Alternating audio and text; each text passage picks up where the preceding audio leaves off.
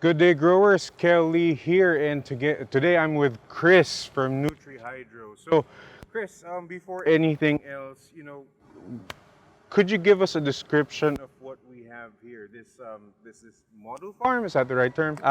Well, it's more likely a crazy farm. Crazy This, farm. this is where we test all the craziness. No, Okay. but seriously, this is NutriHydro's test farm, and Test this farm. yeah, There it's you a go. test Okay. farm. It's a test farm, and this is where we test all the nutrients along with all the different varieties of crops that Yeah. we test here. Okay. And this is not a commercial farm. Mhm. But of course, we try to sell the lettuce. Otherwise, we'd end up throwing it or endless gifts, or it would end up as endless gifts. But it's not a commercial farm. It's a test farm. It's not a huge farm, around 1,200 square meters. And by measure of a commercial farm, that's very tiny. Okay. Okay. So what it is, it's a test farm. It's easy to walk around. You can reach one end to one end in like 5 minutes. Right. Yeah. Right. Yeah. Going back to when you mentioned craziness, I like that. Yeah. So, the reason why I'm here is because I just want to know, how do you deal with the craziness of this weather? It's been extremely hot right now. Yeah. I just want to know, how does NutriHydro go about their daily business in making big lettuces? I've seen it. It's very big. Yeah. In fact, it's really great you mentioned that. That's an awesome topic for today, because that's really, I think, above all, that's the most relevant Right, issue right. when you grow, well, above all, lettuces in this kind of weather. Right, Chris, just real quick. So Yeah. I've been growing my own. I stopped actually because I remember when at the onset of summer, it was really hard. My plants were wilting left and right. So, give us a couple of tips here. Okay. We've actually managed to deal with the heat and humidity issues, and that's what we've been trying to battle this entire period of heat, and now rain started just to visit us. But nonetheless, I'm sure that a day or two tomorrow, it's going to be really, again, another blistering Right. blistering heat and just excess humidity. Right. Now, so how do we manage it? We managed it in 4 ways, and we're very lucky that what you have here behind us, what we have here behind us, is NutriHydro's test greenhouse. This is where we test mostly at this point, all lettuce. And we're very lucky that when we were building this, we've asked a number of NutriHydro growers, and they said, you know what, Chris, we've been through we've been through a really, really serious mistake, one that is very, very difficult to manage, and that's building low greenhouses. And true enough, when you browse around groups, hydroponic groups in the internet, there's quite a number of them that build greenhouses with low ceiling.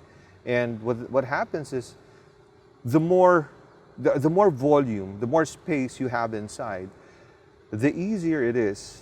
It becomes more manageable compared to smaller greenhouses. Right. It's relatively easier to manage a bigger greenhouse, to stabilize the atmosphere and the climate inside. Okay. Yeah, simple. It's the idea there. It's like a cup of water. It's very easy to make a cup of water very sweet when you put sugar in it, but it's very difficult to make a swimming pool of water sweet by just adding sugar in it. You have Right, to have right. a lot of sugar. So whatever it is that affects anything in this tiny in this space inside a greenhouse, if you have a taller greenhouse, you have a more stable climate. That's the whole idea. So that's number one. We managed to build, if I'm not mistaken, because we're not on flat land,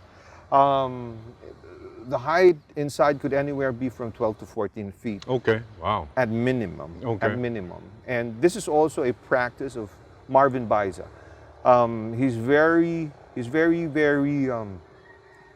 observant, and I mean, it's his policy to make his greenhouse height. Really high, If I'm yeah. not mistaken, to him, I think it's 14 feet. So we're at right about that scale, 12 to 14 feet. So that's the first thing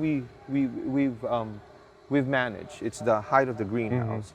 Second is that we actually installed a misting system. Okay. Yeah, but the way we installed misting system is we do not install them at fixed points. Right, right, right. What we did is we installed our misting system on 6 industrial fans. And these fans blow from left to right, and it blows the mists from left to right as well. Right, right. Okay, so is it that important? Because I've installed, my do-it-yourself misting system, and it didn't work. I tried, but it seemed to have not worked. Well, what you're building and we're building and what others are building will have each of their unique circumstances, Right. and unique environment, and you Sorry. just have to dial in and figure things out. Right. Yeah. So I think my biggest concern with my mini setup was that my plants just got drenched in water. Well, okay, let me get to that. Now the reason it's good you share that, because the reason why we do not install, why we did not install at fixed points is because what happens is that when you turn on the misting system, the mist tends to drop at a certain point. Yeah, and that's what you don't want. I think that's what happened to you, if I'm not mistaken. You don't want that. You don't want to wet your lettuce. You don't want to be too soaking wet. You don't want your mist to fall on a certain point consistently at a certain point all throughout the day. Right, right, What right. you're going to have is you're going to have wet lettuce, and having wet lettuce drenched and soaked in water. So what happens is that it introduces a whole new host of problems. Fungi for one, Right. bacteria is another. Yeah. Anything that's wet is a magnet for fungi and bacteria. And these are Okay. things you don't want to have in the lettuce because, well, you eat your lettuce basically right, raw right, all the time. Yeah. So if I were to copy off of what you guys are doing, my misting system should be at least, not centered at one specific area. It should actually just be misted all around. Well, okay, I wouldn't say that what we did is correct, but what we did, at least in our circumstances, in our system, works. Why? What happens when we install the mist onto the fans? What we're trying to really achieve there is we're trying to mist the atmosphere. Oh! That layer of space in Okay. between the lettuce and the ceiling. So when we blow mist from left to right with an electric fan, industrial electric fan, by the way, 6 of them, what we're trying to do is we're really trying to cool the atmosphere. We don't want to wet the lettuce. Right, We don't want to right. wet the lettuce. We want to cool the atmosphere that's above the lettuce. Okay. And of course, since these are mist, they would fall on to the lettuce. But we've managed to figure out a way where when that thin layer of mist falls onto the lettuce, the foliage of the lettuce, it dries basically maximum 5 minutes. So once we Okay. turn off, in 5 minutes, the lettuce will be dry. Okay, Yeah, so that's okay. how thin the mist is. Now, what happens? We cool the air, we cool the atmosphere, the air above the lettuce, and then that mist that falls onto the lettuce, that does not make it drenched wet. It's a thin layer of Right. mist that cools down the lettuce as well. I like that, Chris. Yeah. Instead of actually trying to cool down the plant, you actually need to cool down the atmosphere where they're at. Atmosphere, Okay. that air, Right. above. Right. Actually, we're trying to cool the inside of the greenhouse. We're not trying to soak the lettuce wet. Right. That's a mistake. That's a huge mistake. That's my mistake. Yeah, Okay. I haven't seen what you've done, but yeah, guessing on what you just shared, that probably is the case. Right, Now, right. one thing we also do in the middle of summer is that we installed a shade net. You know what, Chris? Let's talk about that real quick. Yeah. If you guys see it, the misting system, the net system they have, it's not spread out evenly. I want to know why. Okay. Well, first of all, the best shade net system is to just install a retractable one. You put it out, you retract it out when the sun's really up and high and really hot, and then you retract it back once that heat period dies down, like Dissipates. let's say 3 p.m. Right, but in your case, you've done something different. Yeah, I mean, that's I right. want to know why. Well, we want to put our shoes to those who don't want to install a retractable system. Because what it really is, it's very easy to install a system that does not retract. installing a retractable system is a bit complicated. But we of course recommend a retractable system. But on our part, since we want to put our shoes on the shoes of our growers, what we did is what you see when you install a shade net, it usually comes in at a certain width, and it's quite there's quite some width into it. If I'm not mistaken, that could anywhere be from 50 to 60 inches. Okay. Yeah, and you don't really want to cut the sunlight that's going in. Yeah, I know. The idea with the shade net, at least what we've learned, is to create spaces in between. So what happens is that when your sun rises from the east and travels up and goes down at the west, what you want is your lettuce to have a moment when the sun passes through shade, and then some part where there's no shade net, then there's sunlight again. Right. So you want what you want to do is you don't want to cut out sunlight. What you want to do is you want to give your lettuce time for shade, therefore rest, in between its travel, the travel of the sun from the east to the west. So it goes through some part of shade, some part sunlight, some part shade, and then some part sunlight again. Now at least on the left, on this side of the greenhouse where the sun rises, we've put, it's kind of strange, it looks funny, but doing the math, we've actually cut out thinner, lesser width shade nets. And what happens is if when you do the math, we actually managed to cut down 17% of the sunlight. Okay. And what happens is at 17%, it's just like the equilibrium. Anything lesser than that, I mean, if we cut more shade, then the lettuce start to wilt and die. Okay. Anything more than that, if we add more shade, it might not grow right. It starts to grow funny. Yeah. It starts to be leggy. It starts to look funny. Right. So that's what we managed to do with the shade. At least that's our experience. Now we've managed to determine that we only need 17% where we are. We only need to cut down 17% of the light by using shade net without retracting. Yeah.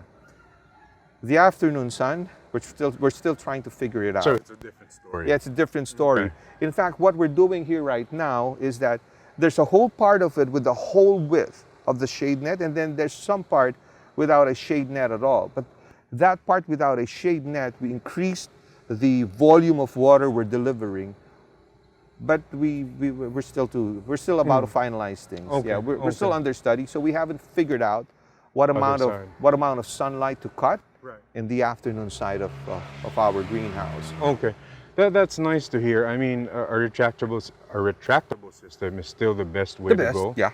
But if you can figure out a way wherein I get a couple of minutes of sunlight and then respite and then sunlight again, I think that's the best way to go. Yeah, really. you want to really give your lettuce some sun, and then some shade, and then some sun, and then some shade.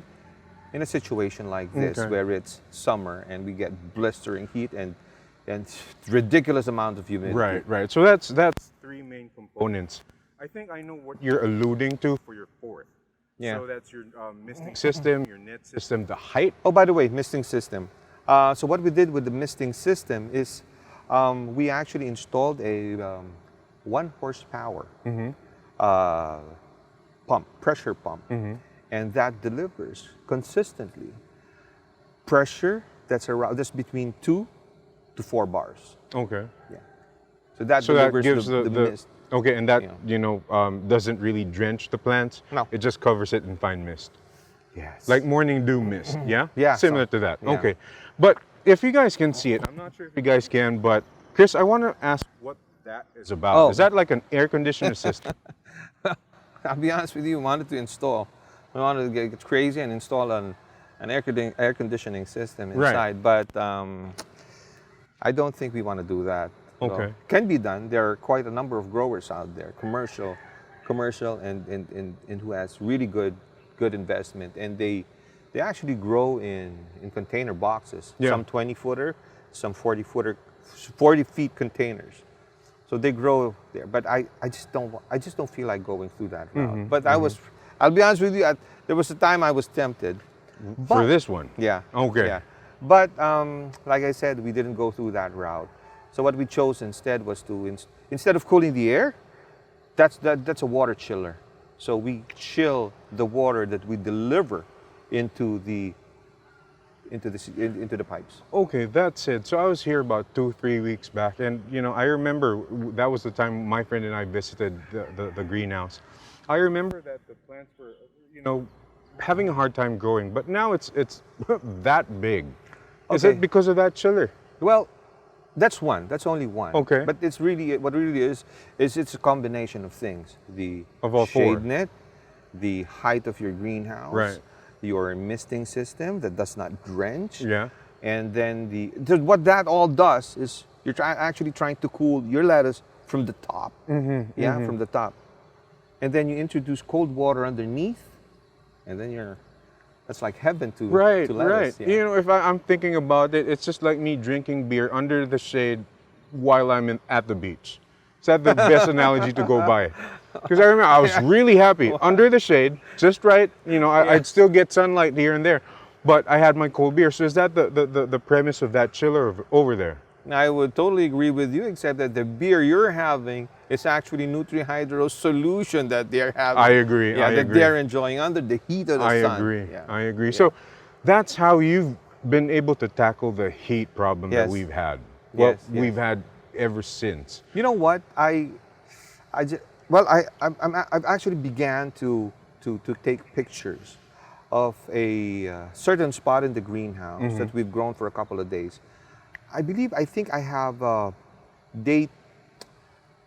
I have taken a picture. I've taken 5 pictures, one each for every day. So I'll share that with Sure, you. You know sure. what? I'll just share picture 1 of that series and picture 4 or 5 of that Please, series. please. We Yeah, probably you appreciate can that. splice it in between Right, this video. right. And it's just, I'm amazed actually, because when we tried to battle the heat, let me be honest with you, we were not winning.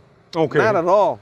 Not at all. Until we decided to take a multitude of solution, which is shade net, misting. Right. Well, thanks, we have a good height in the greenhouse. Right. Misting, the fan moves the air. Right. By the way, the misting system that's installed to the fan not just delivers mist into the entire greenhouse, it also has a fan action that moves the air inside the greenhouse. Yeah, it dissipates the So, heat. so there's the misting system. There's the industrial fan. There's the mist that touches the leaves of the lettuce, The and net. that cools them down. Then the mist cools down the air. The shade helps a lot. Right. And then there's the cool water. By the way, what we use here, this is quite a monster. That's 18,000 BTU. This has a capacity of 18,000 BTU.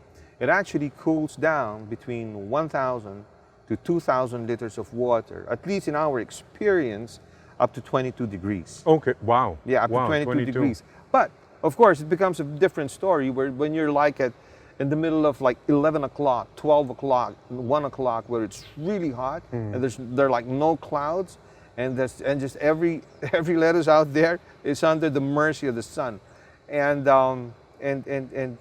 during that time, the temperature of the water goes to around 29, Well, even 31. Right. Yeah. But when you touch the water, it's actually cool. Yeah. And that's helped the lettuces so much. And what we plan to do moving forward, now that we know that 18,000 BTU can effectively cool down 1,000 liters of water, but under the stress of heat, it can't. It can't. We want to maintain something like 26, probably the most would be 28. So what we'd be doing in the weeks to come is to install another 18,000 BTU. We think at this point that the perfect ratio is 18,000 BTU is to 1,000 liters of water. Okay. So we're about to implement that. So we'll keep you posted. Outside of keeping me posted, make sure that for your next order, you're going to include myself. I plan to buy that for my own. Oh yeah, I mean, they're smaller. There are smaller sizes. Okay. For instance, there's 9,000 BTU. That's just That'll right. work for 200 liters Yeah. of water. Yeah, that's and just right. actually, which I think is more than enough for 200 liters of water. That's very So important. yeah, if you can use it. And by the way, what happens?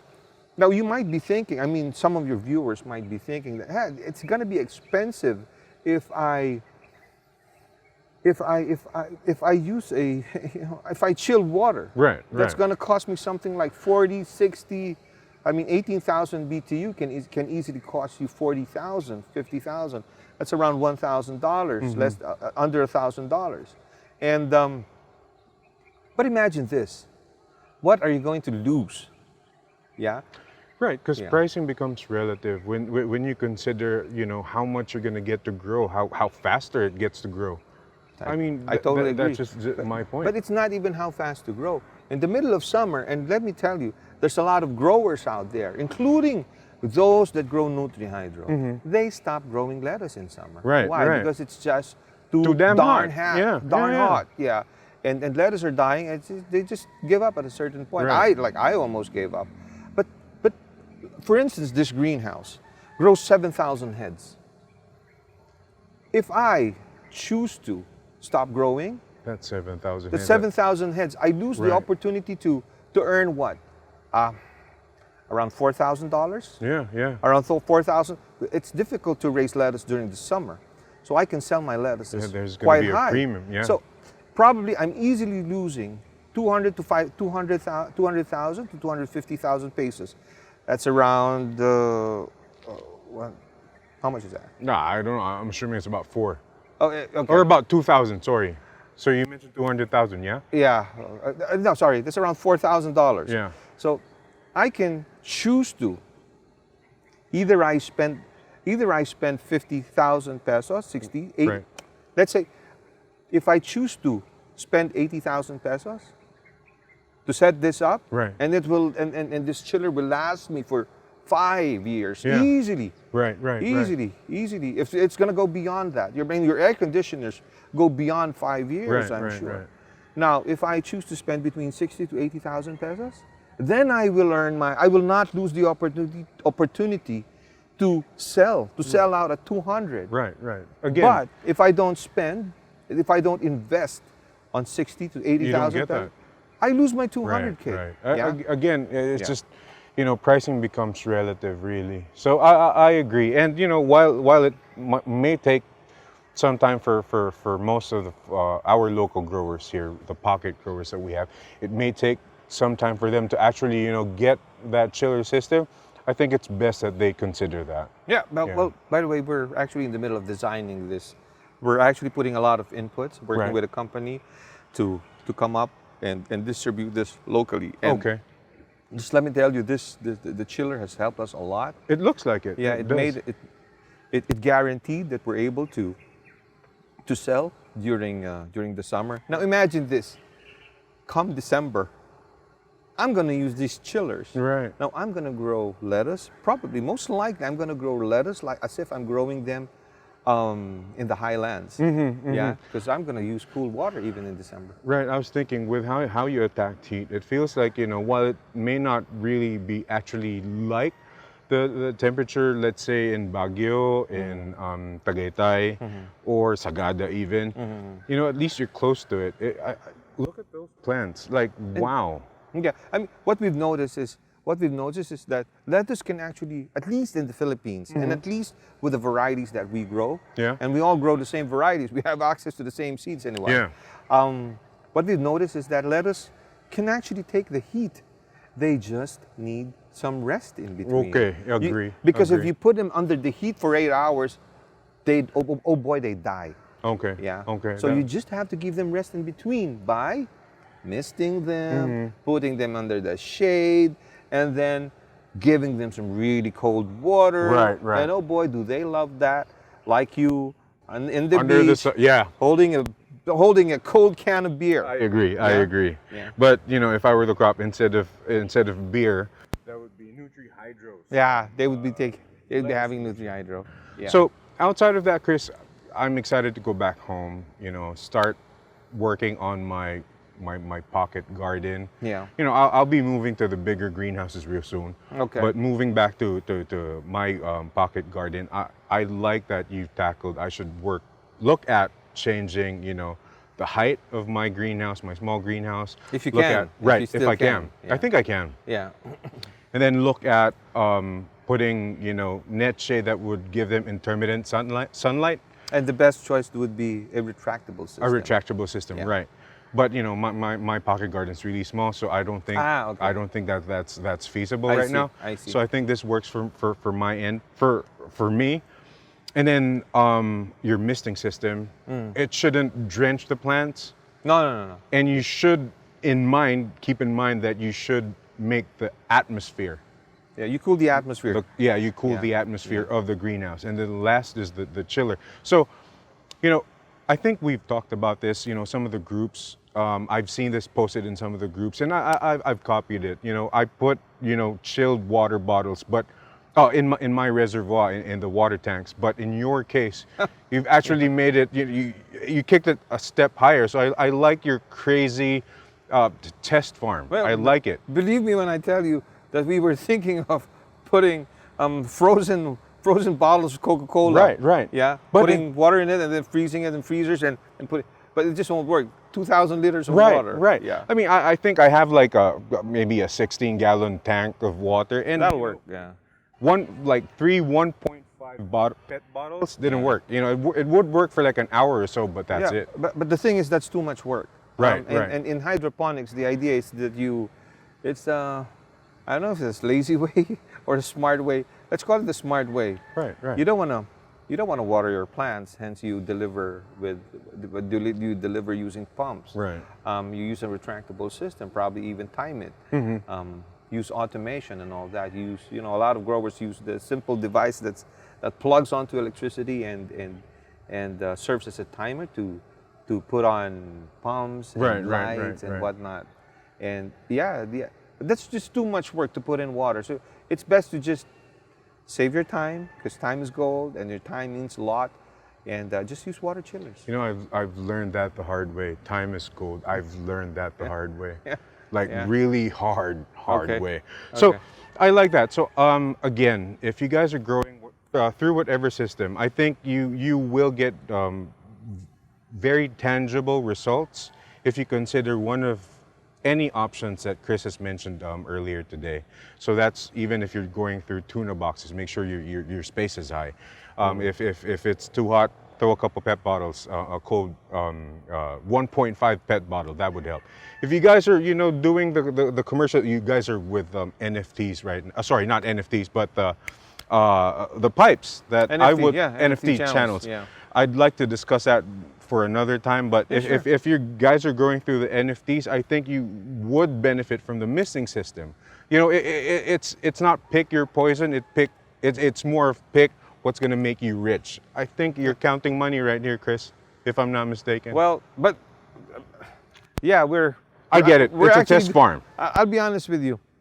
In the beginning, our problem is how to sell the lettuce. Right now, just let me be honest with you, we don't have enough lettuce to sell.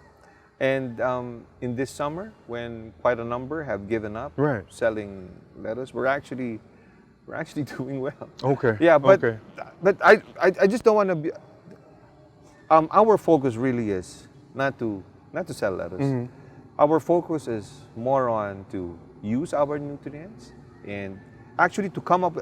By the way, the whole reason why we put this up is to test our nutrients and share that data on how to use our nutrients as little as possible, as best way as possible, and then you grow the largest, heaviest, and healthiest lettuce in the country. Right. I agree. So that's our goal. Okay. Outside of that, I hope you guys picked up valuable nuggets of information with my discussion here with Chris. Chris, before we close, do you have anything else to say for our viewers? Yeah. Hello to everyone. Thanks to all of you who have. You say hello just now. Yeah.